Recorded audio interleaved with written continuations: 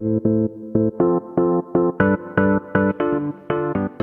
bien ce qu'on disait aussi, justement, à l'arrivée, post-COVID, post-pandémie, il y avait plein de choses. Fait que les crises ou le chaos, c'est un peu ce qui motive des fois à innover, dans le fond. Ah, je dirais, c'est probablement la chose la plus déterminante pour permettre à ceux qui sont des créateurs, des transformateurs, d'avoir un espace. Oui. Parce que pourquoi?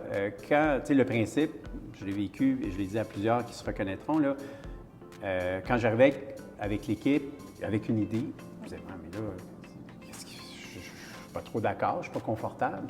Je dis, OK, ce que tu fais présentement marche-tu? Non. Le risque, c'est quoi? C'est que ça ne marche pas, mais cette fois-ci, c'est d'autres choses. Fait qu'au moins, tant qu'à réessayer ce qui ne marche plus, puis tout le temps s'imaginer que ça va changer, bien, essaye quelque chose d'autre.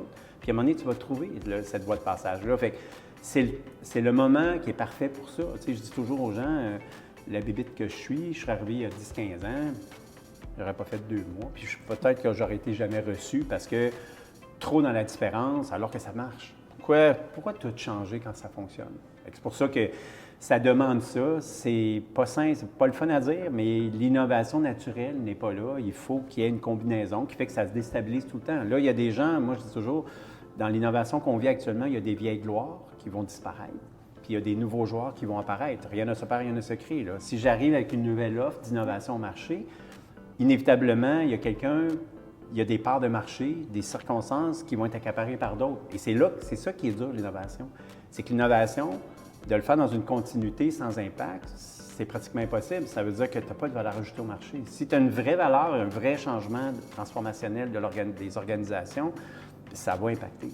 Là, la vraie question après, c'est comment on fait atterrir tout ce monde-là. L'idée, c'est pas d'éjecter. L'idée, c'est dans ce brassage-là, ces joueurs-là qui sont là, qui doivent avoir un changement de posture, comment on les ramène? L'idée, c'est pas de faire des sacrifiés. L'idée, c'est de les ramener puis retrouver ceux qui résistent. Bien, la nature des choses vont faire que l'innovation, à terme, dans son implantation, bien, s'ils ne veulent pas changer, bien, la nature est faite comme ça. Ils vont à un moment donné disparaître.